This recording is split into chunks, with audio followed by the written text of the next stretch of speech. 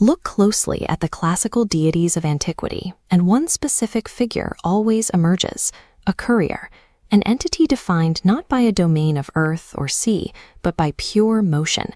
The winged hat and staff mark them as a specialist in crossing borders that others cannot.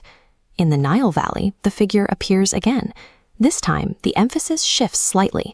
The courier becomes a scribe. The ibis-headed figure captures, translates, and records the data of reality onto a tablet.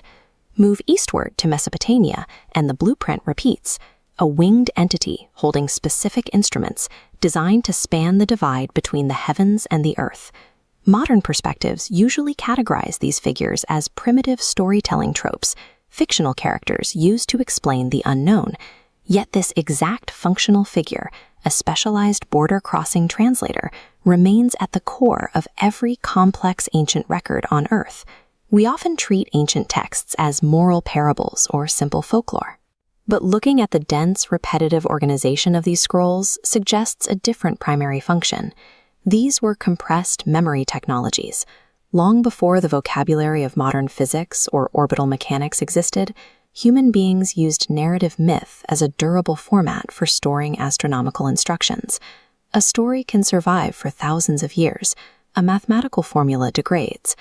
When you decode the characters in these stories, they map thermically to celestial coordinates. The texts outline a rigid architecture of the sky, featuring specific routes, designated gates, and hard boundaries. A map of restricted layers remains impenetrable to an observer who lacks the credentials to cross its borders.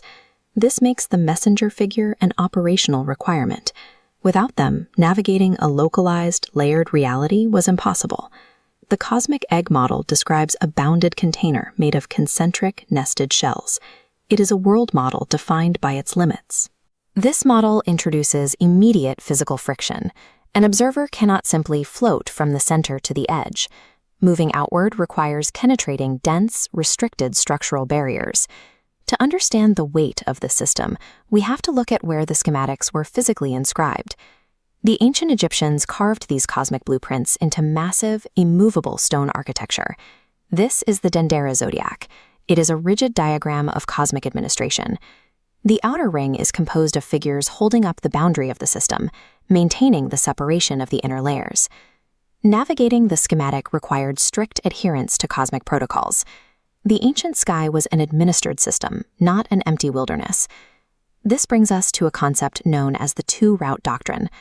Across multiple cosmological traditions, human consciousness eventually faces a branching path at the very edge of perceived reality. The downward path leads into lower shells. Taking this route results in amnesia, trapping the observer within physical limitations. The upward path is the ascent. It breaches the boundary layer, moving toward the origin of the system. This route leads to expanded awareness and a return to the source. But the boundaries separating these layers are fortified. They act as locked gates that demand correct passwords, precise astronomical timing, or a specialized escort to open. Because the penalty for a wrong turn is a complete memory wipe, a credentialed guide who already knows the route becomes a crucial asset. The messenger is the only entity possessing the functional job title, granting clearance to bypass this cosmic firewall. Their role executes three distinct mechanical functions: translating high-frequency data, calculating the timing of the cosmic gates, and ensuring the safe passage of the observer's signal through dense, oscillating membranes. These ancient entities functioned as specific offices, executing transition protocols within a larger cosmic machine. Modern observer selection physics often treats space-time as a visible dashboard, an interface masking a deeper reality. If our reality operates like an interface, then the information and awareness populating it must be tuning in from a deeper, unseen substrate located somewhere beyond that dashboard. When ancient people spoke of gods crossing the heavens, they were describing what a modern engineer might call a communication protocol, a necessary bridge moving data between dimensional layers.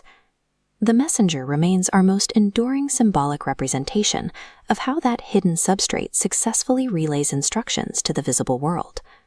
It is irrelevant whether a literal winged man delivered instructions in the deep past.